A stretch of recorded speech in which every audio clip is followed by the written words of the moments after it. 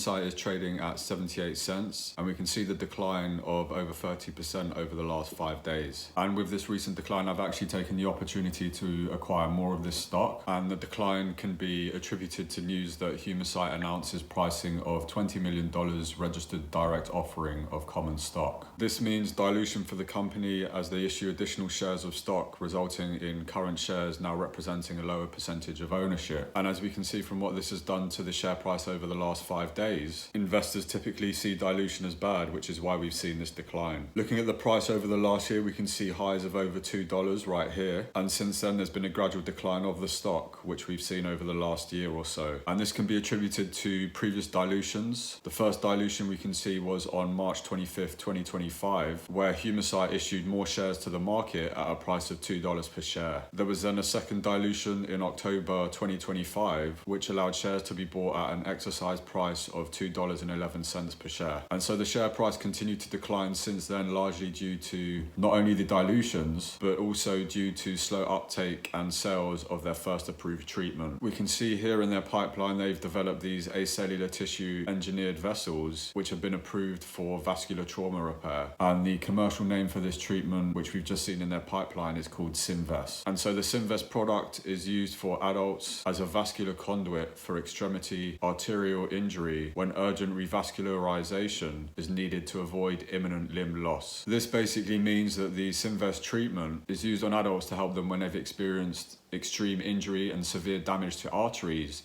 to help aid blood flow in order to help salvage limbs. So that means save their legs and their arms. Humacyte Symvess has already been used as Humacyte sent shipments of these vessels to Ukraine as part of humanitarian efforts, as they could be used as conduit for repairing vascular trauma suffered by Ukrainians during the ongoing conflict. Ukrainian hospitals are dealing with waves of injured soldiers and civilians suffering from vascular trauma as fighting continues throughout the country. As of July 2023, Symvess has been used to treat 19 patients in Ukraine suffering from a range of traumatic vascular injuries, including gunshots, shrapnel blasts, and industrial accidents, with Symvess being a vital resource that surgeons can use to restore blood flow to an injured patient's limb. And so despite such promise with their product Symvess, there's been very slow uptake of the product, which in turn has had a direct impact on the revenue results that Humacyte have posted. And that's because Symvess, which is Humacyte's acellular tissue engineered vessel, is only approved for a very narrow, very niche indication. Right now, the Symvess treatment is only approved for vascular trauma repair, which we can see in their pipeline right here. And the primary real-world use case for this treatment at the moment